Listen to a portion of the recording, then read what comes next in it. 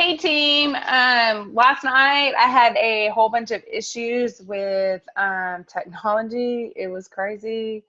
I have two computers and a phone, and it was just not working for me last night. So I did do the Zoom call. However, at the end, my computer that I was using just shut down on me. It had its mind on its own, and it just did not want to work anymore. And so it turned off, and I was not able to save the recording from last night's Zoom call. So I decided that I would do one right now just to record it and then upload it to the team page so you can know what I was talking about last night. Last night I went over first sentences for network marketing. I got this book from Big Al, and I got it on Sunday. I started reading on Monday, and I've already read 70 pages. So it's an easy read. It really is an easy read. And it also is a really good book for examples that you can go to. And I've used some of these examples on my Facebook page already. No, I haven't done it in person just yet. I'm going to. But once I was reading it, I just tried it on my Facebook page. And I had people actually liking my posts that have been ignoring me or have never said anything to me, and I haven't reached out to them. So, so I think it's a really good book, actually. So I will start. And again, it's over first sentences for network marketing. So think of it this way. We only have one chance, guys, to make a good first impression.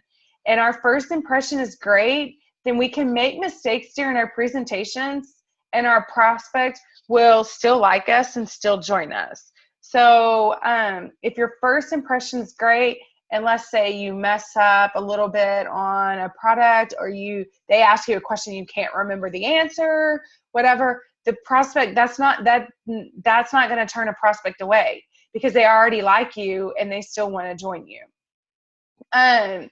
So here's a scenario. So let's say you're reading a newspaper. Are you going to just read that newspaper from cover to cover? No, you're going to skim the headlines. You're going to look through the headlines, and you're going to see which ones are interesting to you, which ones draw you in, which ones are you attracted to. And that's the article you're most likely going to read. You're not going to read the ones that have horrible headlines. They may be the best article in that whole entire newspaper, but you'll never know because the headline wasn't good. That's the same thing with our network marketing business, okay? We have the best company, best compensation plan, and the best products out there, like hands down. But if our first sentence is not attracting those people in, then who cares that we have the best products and the best compensation plan? Okay, so it's the same thing. So we need that first sentence or that headline to be amazing so we can draw those people in. They're going to want to come to us and not other companies. Okay, your first sentence is going to determine the mood and the cooperation of your prospect. So it's going to determine how y'all interact with one another, if they're going to listen to you, if they're not going to listen to you. That first sentence is so important. And that a great first sentence can make that prospect a partner, okay? And the reason it's so important is because during the first few seconds, so when you're talking during the first few seconds, your prospect is making the decisions such as, should I trust this person? Should I believe what this person says? Do I like this person? Is this person trying to take advantage of me? Or do I really want to do business with this person? Okay, so when those first few sentences of you talking, your prospect is thinking those things. And so if our first sentence is not great, then you're probably going to tune the prospect's probably going to tune you out, and they're going to want to go elsewhere. They're just going to want to leave the conversation. One thing that he said in his book that was very interesting to me was distributors aren't lazy. So when a distributor doesn't know what to say, doesn't know what to do, and doesn't know how to start a successful presentation, then they just don't do anything. If they don't know what to do, they don't know what to say, and they don't know how to have a good presentation, then they're just not going to do anything because they don't want to get rejected. They don't want to look embarrassed. They don't want to be embarrassed. They don't want to look stupid. So they're just not going to do anything. It's not because they're lazy. They just really don't know how. And I know in our success kit, we have this great quick start guide, which is awesome for what to do. But the what to say and having a successful presentation are two important things as well. So we have to make sure that we're training our new distributors on kind of what to say, giving them some examples. Yes, they need to tweak it, but giving them some examples. And that's one thing I love about this book, because he gives a lot of examples in this book, a lot of examples. Okay.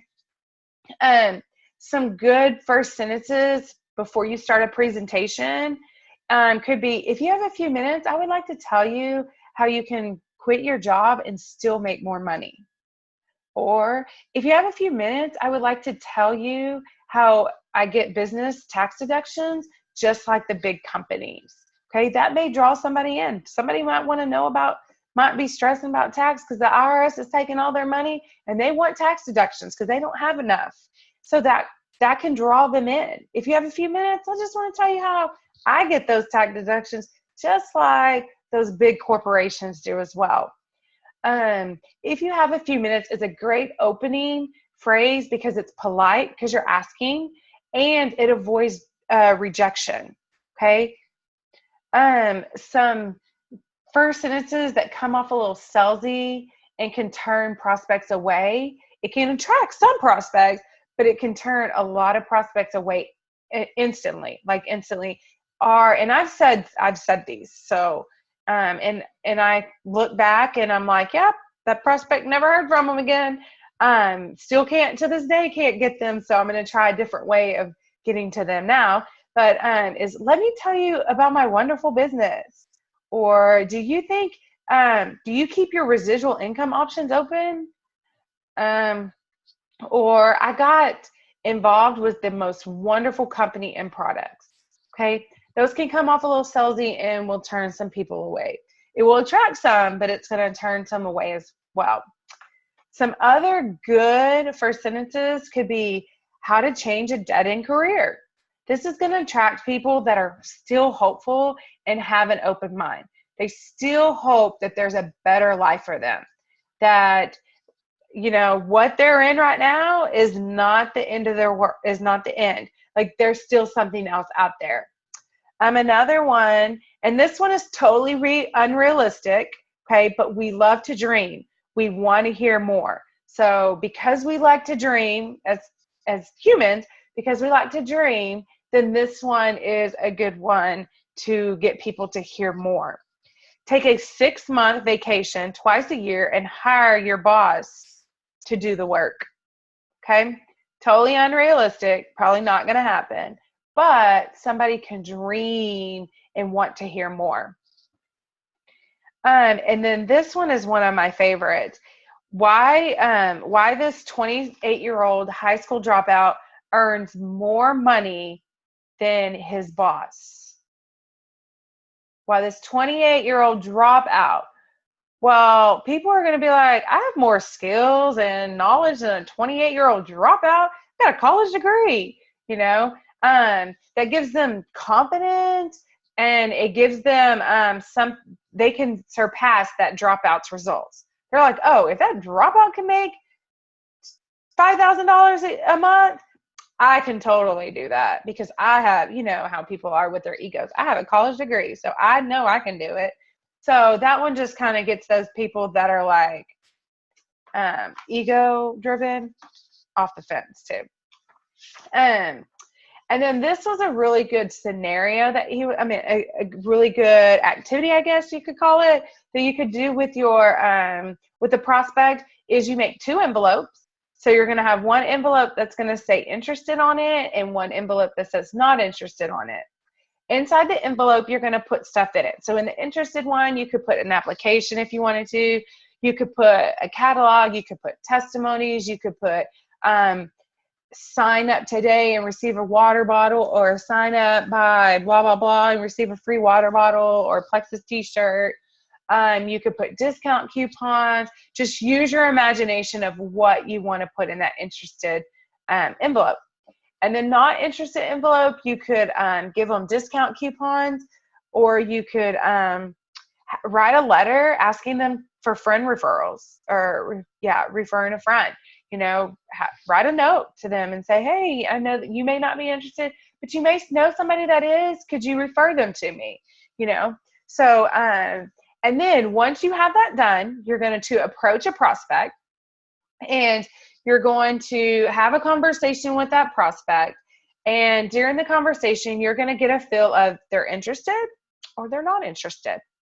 And so you're going to look at your envelopes. You're going to look at both of them. And if they're not interested, you're going to hand them the not interested envelope. But they see the interested one. So curiosity is going to kill them. They're going to be like, I wonder what's in that interested envelope.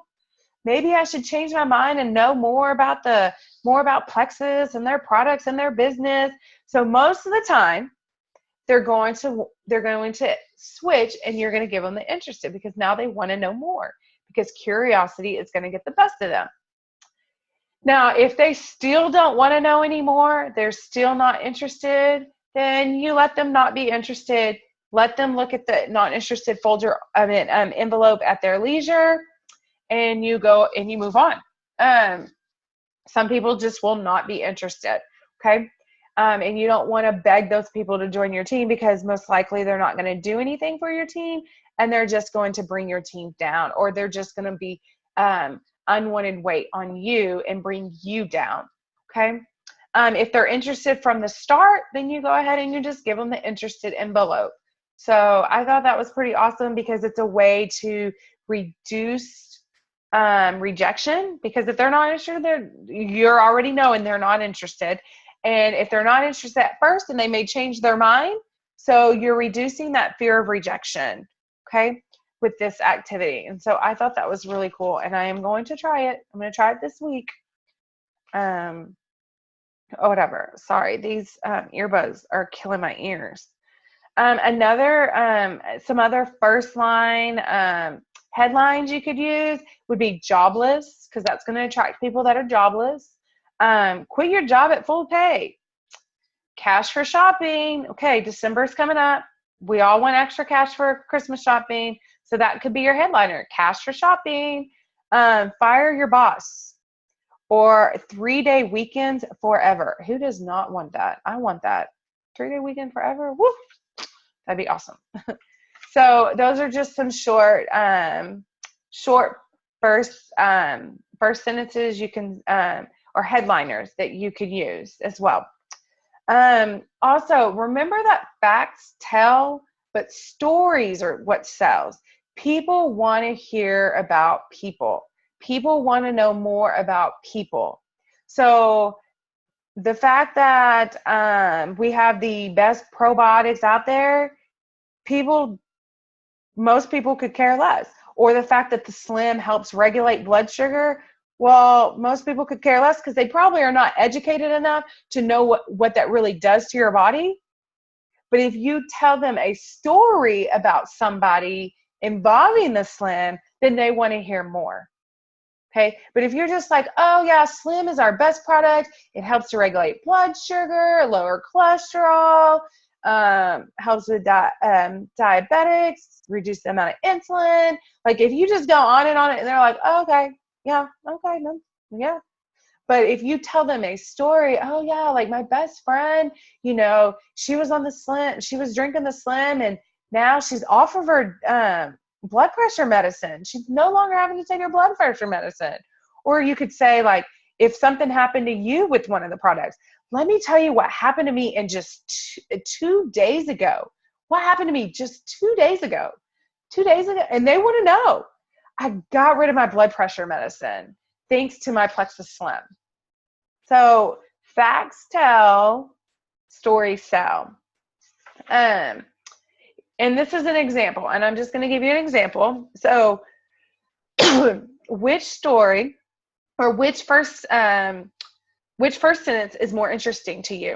So A, our opportunity provides you with built-in tax advantages that can reduce the effective tax rate, your effective tax rate, sorry, from 31% to 28%.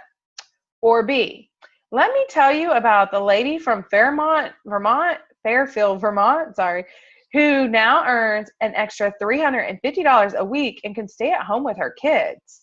So which one, if I was to approach you with one of those, which one would you most likely want to know more about? How is she making $350 a week and able to stay at home with her kids? I want to know about that because that's what I want to do. So facts tell. So the 38 to 28, that's a fact. Yeah, but that story is going to sell. Those people are going to want to know about how is she making $350 a week and how is she staying home with those kids, her babies. Okay? People want to know about people. So talk about people and prospects. So listen, if they're not listening, we need to change your first sentence. Okay? This was my favorite first sentence in the whole book so far. Again, I haven't read it all, so far this was my first sentence. And for this first sentence, you have to educate your prospects and your new distributors as well. Okay? And it says most people do network marketing every day, but they just don't get paid for it. Okay? So you bring that as a first sentence, and people are going to be wondering, what are you talking about? So give them a story. Give them a story. Remember, network marketing is all about recommending. All we're doing is recommending or promoting our Plexus products for people because we know that they're better than everything else out there. So that's all network marketing is. So tell them a story. Tell them a story about how you and your sister went to the mall. Sister wanted to buy some shoes. Okay, and for this story, let me pause for a second. For this story, I'm assuming that everything is at different stores, okay? So you and your sister, you go to the mall. Your sister wants to buy some shoes. You're looking at some shoes, and your sister's like, oh, no, I need to go look at purses first before I pick out some shoes. So you ask the sales clerk, hey, where can we go buy a nice purse? She's going to recommend another store. She recommends another store. You go there. You're looking at purses, and your sister's like, oh, nope, I need to go look for an outfit first. And so you ask the sales clerk, hey, where can I go buy an outfit? Sales clerk recommends another store. You go to that store. You're there, and your sister's like, nope, I need to look at accessories first. By this time, she's driving you nuts, right? But nope, I need to find accessories. So what is this? And so you ask the sales clerk, and that sales clerk is going to do what? They're going to recommend you to another store. So they are recommending. They are network marketing. They are recommending you to what you need. Okay. When you recommend a movie, when you recommend a good doctor, when you recommend a good playground for your kids to play on, or a good what am I saying? A good brand of clothes. Like that's network marketing. And so once your prospect and your new distributor really, really understand that, and they're well educated on that, you've got to make sure you've got to train them until they're educated on it. Until they're educated, they're not going to realize that, oh, I can get paid for this. But once they are, they're going to be like, well, how do I collect? How do I get that paycheck? So again, and this is rejection free. Okay. There's no longer that rejection because you're just telling them the facts. You're just telling them what they do on a day-to-day basis. Hey, you network market all the time. You're always telling them where to go on vacation, what movie to watch, and stuff. And so then they're going to ask you how I get the paycheck.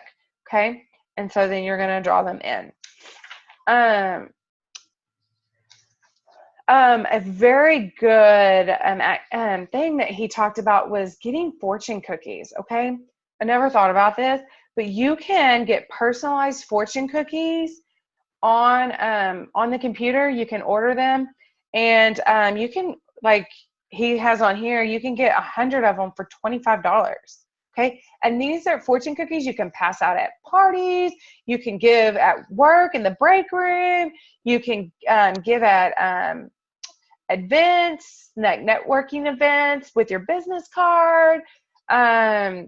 You can give at trade shows. I mean, you can give after a presentation that you did, family reunions. The list goes on how you can get these, because who doesn't want a fortune cookie? I love fortune cookies. That's why I go to Chinese restaurants. It's for a fortune cookie. So these are some things that you could say in your fortune cookie. You can put on the fortune cookie, because remember, you get to personalize these. So you could say, a failure is someone who doesn't try. A wise man takes opportunities when available. A job guarantees you will be broke. Do more. 40% off your first order. Opportunities are only available to those who act now. You will meet many new friends in your new adventure. Do not mistake a job for an opportunity. So those are just a few of the ones. Oh, if you're unhappy on Monday mornings, change careers. If you're unhappy, wake up Monday morning and you're like, oh, I got to go to work this week, change careers. So those are just some things you could put into your fortune cookies. He has more on here. I'm not going to read them all off. So I thought that was a great idea, and I am going to invest in some of those. That was like you'll see, I put yes, I'm doing this, because that was that was so awesome. So anyways, another thing your first sentence can do is help you sort prospects. So it can help you sort off, who do you want for your business and who do you not want for your business? Because you do not want just any and everyone, okay? And the reason that is because some people are negative, so they're negative Nancy's, and they're just going to bring you down, and they could possibly affect the rest of your team, okay? Or they're just going to be dead weight on your team, and they're going to drain you, and you don't want that. So you're going to ask 2 questions to know if you want this prospect. Okay, you're going to ask a prospect a desire question. So something like, do you want to earn some extra money? Or would you like to fire your boss? Or would it be okay if you got an extra paycheck? Okay, so you're going to ask one of those 3 questions, and then you're going to stop and you're going to listen. Listen to what they have to say, okay? Because that's going to determine whether you're going to continue on to the next part to see if you still want them on your team, or you're going to move on, okay? So if they answer, well, I was looking for something I could do from home while watching television that wasn't hard, and I certainly don't want to talk to people or be a salesman, and if I could get paid in advance, you have your answer. You want to move on, okay? You don't want that person. They don't want to talk to people. Well, you can't. You got to be able to talk to people. And don't want to be a salesman. Well, we're not salesmen, but so because no matter how easy you make it for this person, there's no future, probably, most likely. Okay, people can change, but most likely there's no future for this person, and all they're going to do is take your time. Okay, and you don't want that. If they're like, more money, yes, I can pay bills, I can do this, heck yeah, I want more money, then tell me more. Then yes, that's something, and you're going to move on to the next.